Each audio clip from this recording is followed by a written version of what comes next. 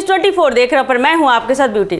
देखिए, आपको बता दें कि जैसे जैसे बिहार विधानसभा का चुनाव नज़दीक आ रहा है वैसे वैसे राजनीतिक हलचल काफ़ी तेज हो गई है। इसी के संदर्भ में आपको बता दें कि आज यानी 24 अप्रैल को पटना स्थित कांग्रेस पार्टी के प्रदेश मुख्यालय में सदाकत आश्रम में महागठबंधन की एक महत्वपूर्ण बैठक आयोजित की गई और बिहार की राजनीतिक गतिविधियों में नई गति ला दी। इसमें कांग्रेस के विधायक शकील अहमद खान, प्रदेश अध्यक्ष राजेश राम, राष्ट्रीय जनता दल यानी कि राजद के नेता तेजस्वी यादव, विकासशील इंसान पार्टी यानी वीआईपी के प्रमुख मुकेश सहनी और अन्य सहयोगी दलों के नेता शामिल हुए। बैठक का प्रमुख उद्देश्य आगामी लोकसभा और विधानसभा चुनावों के लिए सीटों के बंटवारे पर अंतिम निर्णय लेना और गठबंधन की रणनीति को मजबूत बनाना था। महागठबंधन की इस बैठक को आगामी चुनाव की दृष्टि से काफ़ी अहम माना जा रहा है। इसमें न केवल सीटों के बंटवारे पर विचार किया जा रहा है बल्कि बता दें कि गठबंधन को और अधिक संगठित, अनुशासित और प्रभावी बनाने की दिशा में कई अहम फैसले भी लिए जा रहे हैं। बता दें कि नेताओं ने यह स्पष्ट कर दिया कि बिहार में भाजपा और एनडीए की नीतियों का मुकाबला एकजुट होकर ही किया जा सकता है। इसी भावना के तहत यह बैठक संयोजन, सहयोग और साझा नेतृत्व को बढ़ावा देने के लिए बुलाई गई थी। बैठक के सबसे महत्वपूर्ण पहलुओं में से एक सीटों का बंटवारा रहा। बता दें कि आरजेडी, जो गठबंधन में सबसे बड़ा दल है, ने अपनी 26 सीटों में से 3 महत्वपूर्ण सीटें गोपालगंज, मोतिहारी और झंझारपुर वीआईपी को देने का निर्णय लिया। इससे यह स्पष्ट होता है कि महागठबंधन छोटे दलों को भी महत्व दे रहा है, जिससे सभी घटक दलों को सम्मान और उचित भागीदारी मिल सके। बता दें कि कांग्रेस और अन्य सहयोगी दलों के बीच भी आपसी सहमति के साथ सीटों के बंटवारे पर सहमति बनी, जिससे गठबंधन में अंदरूनी मजबूती आई है। आइए सबसे पहले इस वीडियो पे गौर फरमाते हैं कि इस बैठक में क्या कुछ बातें चली है।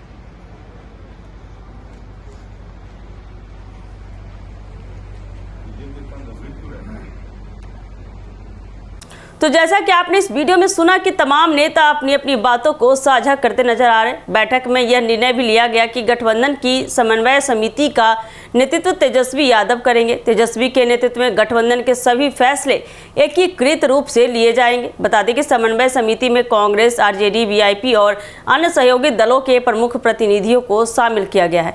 यह समिति प्रचार अभियानों की निगरानी, घोषणा पत्र निर्माण, चुनावी रणनीति और जनसंपर्क जैसे विषयों पर दिशा निर्देश तैयार करेगा। बता दें कि बैठक में यह तय किया गया है कि गठबंधन का चुनाव अभियान केवल विरोध के आधार पर नहीं, बल्कि बता दें कि सकारात्मक जनहित के मुद्दों पर भी आधारित होगा। बेरोजगारी, महंगाई, शिक्षा, स्वास्थ्य सेवाओं की बदहाली, किसानों की स्थिति और सामाजिक न्याय जैसे मुद्दे चुनावी घोषणा पत्र में प्रमुखता से शामिल किए जाएंगे। साथ ही भाजपा के तानाशाही और विभाजनकारी एजेंडे का विरोध करने के लिए एकजुट जन आंदोलन छेड़ने की बात भी कही गई है।